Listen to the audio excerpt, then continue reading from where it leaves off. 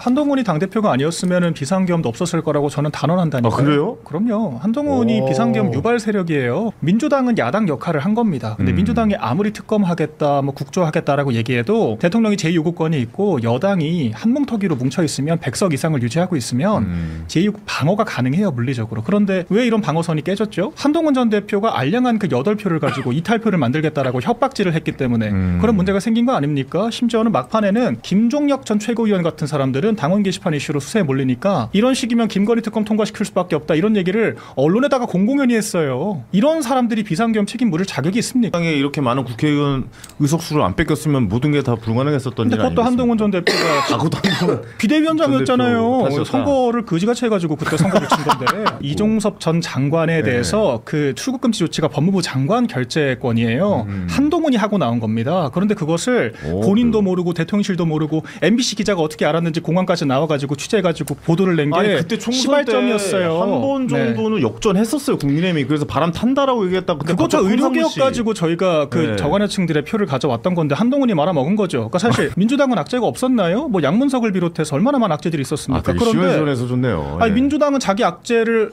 숨기고 어떻게 다른 이슈로 묻으려고 하고 극복하려고 하는데 한동훈은 이재명 대표보다 자기가 이종섭 황상무 이야기를 더 많이 했어요. 지금 우리가 왜 이렇게까지 이종섭 황상무 이야기를 들어야 되고 알아야 되죠? 막말로 황상무 무혐의 나왔습니다.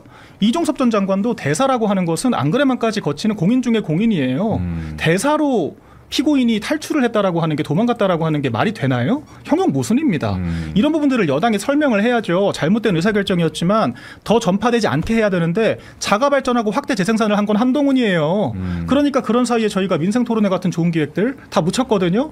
그러니까 그 제가 기획을 주도했었는데 그때 이런 것들도 있었어요. 자영업자들이 미성년자들 술, 담배 잘못 팔았을 때 1차부터 영업정지 2개월입니다. 문 닫으라는 거거든요. 저희가 이거 3개 부처 반대에도 불구하고 다 바꿔버려서 이거는 한 매체 조회수만 800만 회가 넘게 나왔을 정도로 반응이 폭발적이었고 저희가 그런 노력들을 했기 때문에 한때 저희가 역전 가능성까지 나왔던 거예요. 맞아요. 막말로 한동훈이 한 게 뭐가 있습니까? 170석 얘기 나올 때 한동훈은 인기가 없어요. 다 정권이 만든 겁니다. 그런데 그 정권이 만든 호재를 본인이 자가 발전으로 우리 치부를 자기 입으로 들추는 방식으로 해서 말아먹었지 않습니까? 총선 말아먹은 건 한동훈 때문이에요. 그런데 그것을 대통령 때문에 총선 졌다? 여의 전제부터 전 동의를 하지 않고요. 그리고 그렇게 해서 총선 말아먹었으면 좀 자중을 해야 될 거 아닙니까? 그런데 바로 당대표 나와가지고 당대표 되자마자 8명을 이탈을 시키네 만에 대통령이 안 그래도 민주당에 그런 얼마나 많은 압박들이 있었어요. 30차례 줄타냈과 그런 상황에서 여당 대표가 도움이 되기는커녕 왜 내부 총질만 했으면서 그렇게 해서 내몰린 윤석열 전 대통령이 잘못된 판단을 했으면 당연히 그 원인 제공한 한동훈도 책임이 있죠.